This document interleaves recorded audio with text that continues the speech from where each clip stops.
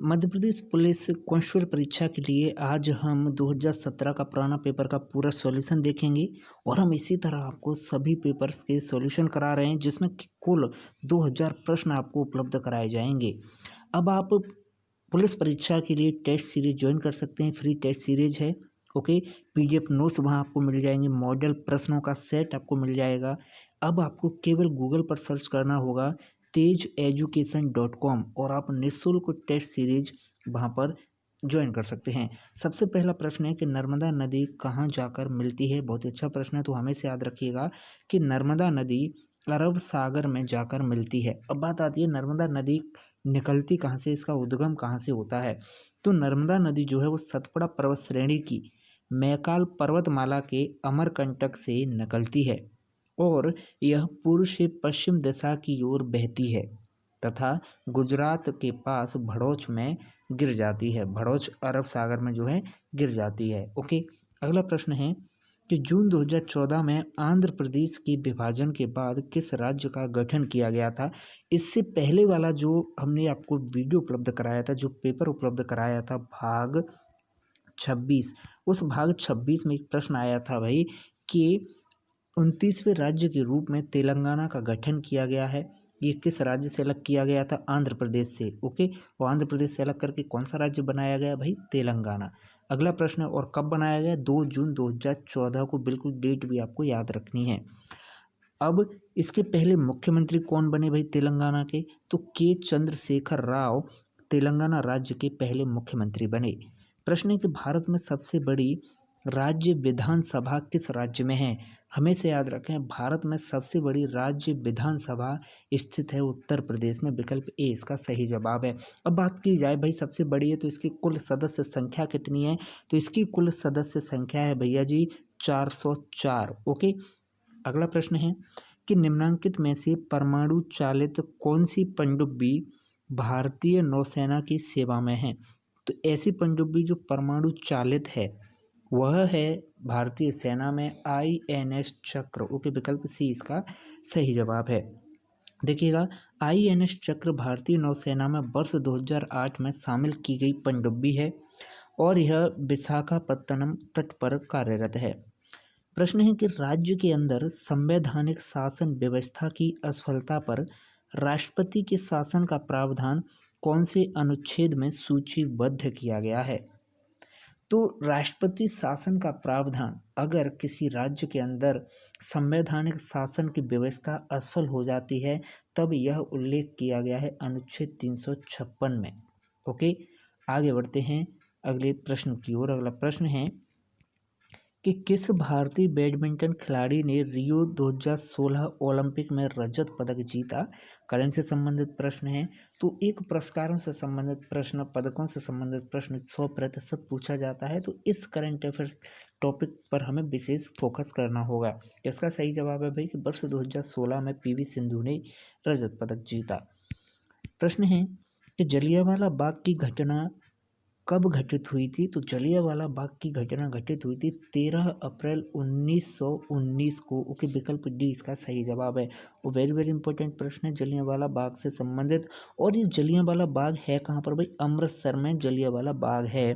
Okay, और यह जलियांवाला बाग की घटना किसके द्वारा की गई थी भाई? इसमें आदेश दिए थे जनरल डायर ने गोली चलाने के। ओके, किसने? जनरल डायर ने। और इस जलियांवाला बाग हत्याकांड के विरोध में शंकरन नायर ने वायसराय की कार्यकारिणी से इस्तीफा दे दिया था।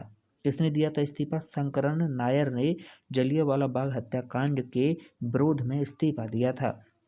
प्रश्न है कि रेहंद बहुउद्देशीय परियोजना को विद्युत आपूर्ति किसके द्वारा दी गई।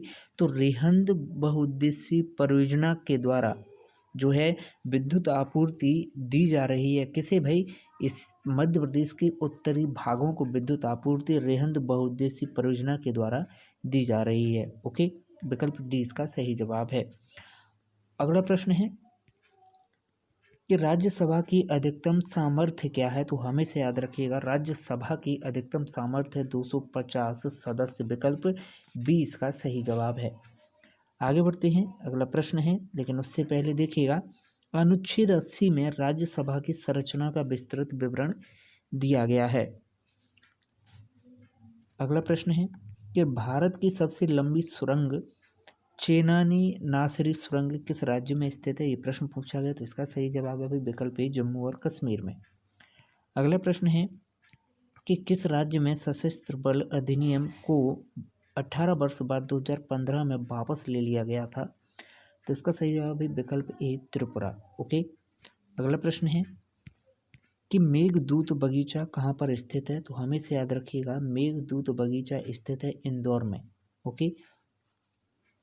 और मेघदूत बगीचा जो है इंदौर के विजयनगर क्षेत्र में स्थित है। यह अनेक प्रकार के गुलाबों की प्रजाति के लिए विख्यात है, मेघदूत बगीचा।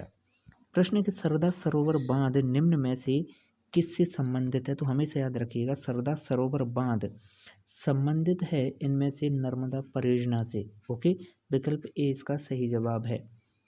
अगला प्रश्न है कि राष्ट्रीय मतदाता दिवस भारत में हर साल कब मनाया जाता है? तो फिर राष्ट्रीय मतदाता दिवस भारत में हर साल 25 जनवरी को मनाया जाता है।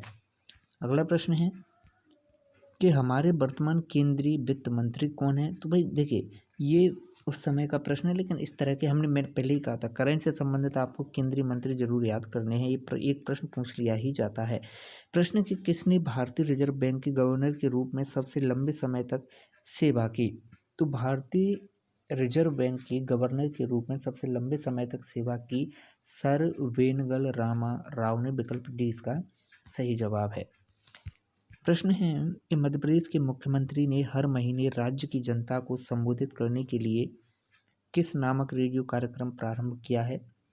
तो देश की राज्य की जनता को संबोधित करने के लिए मध्य प्रदेश के मुख्यमंत्री ने दिल से नामक रेडियो कार्यक्रम प्रारंभ किया है। अगला प्रश्न है कि टेस्ट क्रिकेट में 13 शतक लगाने वाले दूसरे भारतीय कौन हैं? तो टेस्ट क्रिकेट में 13 शतक लगाने वाले दूसरे भारतीय हैं करुण नायर। अगला प्रश्न है लोकसभा का प्रथम अधिवेशन कब आयोजित किया गया था? तो लोकसभा का प्रथम अधिवेशन आयोजित किया गया था वर्ष 1952 में। विकल्प डी इसका सही जवाब है। अगला प्रश्न है कि भारत में पहला परमाणु परीक्षण कहाँ पर हुआ था? बहुत ही विख्यात प्रश्न है भाई। ये तो किसी से गलत नहीं होगा कि भारत में पहला परमाणु परीक्षण राजस्थान के पोखरण में हुआ था। लेकिन अगर डेट पूछ ले, इसकी तारीख भी आप याद रखिएगा कि जो पहला परमाणु परीक्षण राजस्थान के पोखरण में यह 18 मई 1974 को किया गया था। और उस समय भारत के प्रधानमंत्री कौन थे भाई? अटल बिहारी वाजपेयी। ओके, कौन? अटल बिहारी वाजपेयी थे। ओके, इसी तरह आप बने रहें तेज एजुकेशन के साथ इसी तरह के शानदार प्रश्न देखने के लिए। और संपूर्ण प्रीवियस ईयर पेपर आपको इसी तरह डिटेल में व्याख्या सहित उपलब्ध कराए जाएंगे।